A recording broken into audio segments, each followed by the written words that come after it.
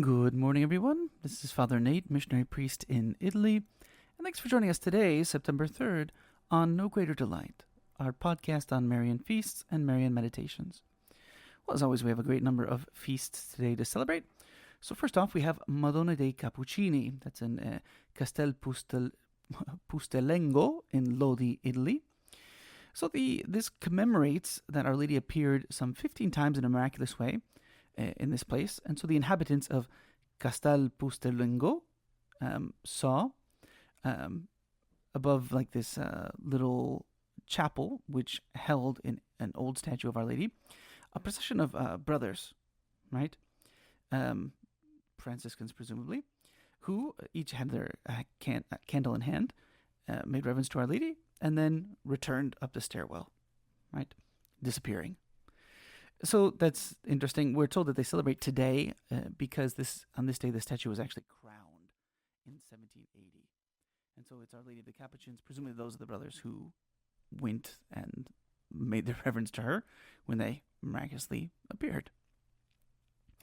Next up, we go to Rome, Italy, where they celebrate Madonna dei Monti, Our Lady of the Mountains in Rome. So it was on April 26, 1579, that Giampedro Fenarolo stood in a pile of hay in his barn, swinging a sickle towards the wall, when he heard a voice saying, "Watch what you're doing, don't hurt me." So he went on working because there was nobody there, and then he heard again, "Please have mercy on my son, if not on me." So investigating more carefully, he uncovered a beautiful fresco of Our Lady with Child, right? It was a relic of the time when the place had at some point been a convent of Poor Clares. So as news of the discovery spread through Rome, many people came to admire this old image. But in 1580, so the following year, a blind woman named Anastasia regained her sight while praying before it. And that was the miracle that convinced Gregory XIII, Pope Gregory XIII, to authorize the construction of a new church there. This church, designed by Giacomo della Porta, became the Church of Santa Maria ai Monti, St. Mary in the Mounts, in the central district that occupies 3 of Rome's 7 hills, right? So installed on the high altar in a magnificent setting, the image was solemnly crowned, you guessed it, September 3rd, 1632. And a replica of that image processes through the streets every year around April 26th. So what are the other things we're celebrating today? We'll briefly mention Maria Madre del Buon Pastore, Our Lady, Mother of the Good Shepherd. This is a memorial of the Pauline family of Catholic religious. In Notre Dame in Cosaque, Cantal, Auvergne in France, the sanctuary is consecrated in 1887. Likewise in Siena in Tuscany, they celebrate the Madonna delle Grazie, Our Lady of Graces. In Poland, they have the solemn coronation of Matka Boska Łaskawa. Good luck to you. Also, they crowned the image of Mother of Gypsies in Poland in 1872.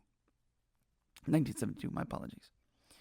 And also, last but not least, Mare de Dieu de Piu Graciós in Valais in Barcelona. That must be a Catalan title. The Mother of God of Piu Graciós is probably the name of the town.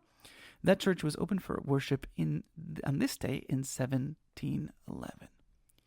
And that's what we're celebrating today in the Marian world on September 3rd.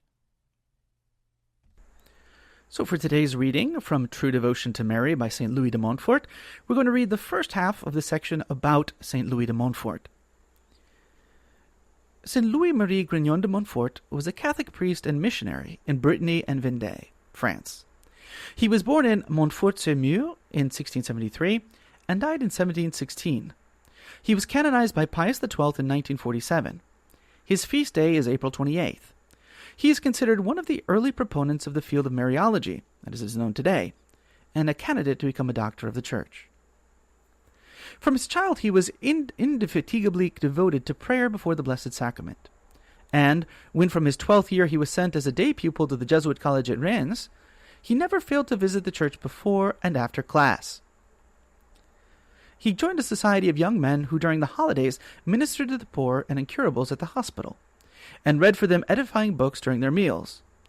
At the age of 19, he went on foot to Paris to follow the course in theology, gave away on the journey all his money to the poor, exchanged clothing with them, and made a vow to subsist therefore only on alms. He was ordained a priest at the age of 27, and for some time fulfilled the duties of chaplain in a hospital. In 1705, when he was 32, he found his true vocation, and thereafter devoted himself to preaching to the people. During 17 years, he preached the gospel in countless towns and villages.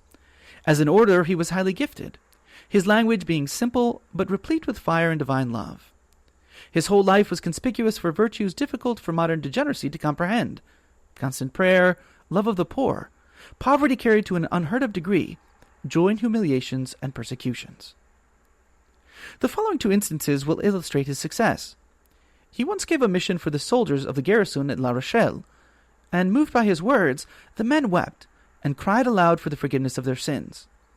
In the procession which terminated this mission, an officer walked at the head, barefooted and carrying a banner, and the soldiers, also barefooted, followed, carrying in one hand a crucifix, in the other a rosary, and singing hymns.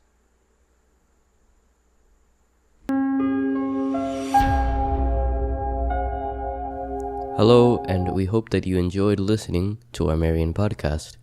In the spirit of Saint Bernard of Clairvaux, we say to you that there is no greater delight than to spread the devotion of Our Lady. We hope you share these sentiments and encourage you greatly to share with a loved one. Know that you are always in our prayers, and we ask that you keep us in yours. God bless.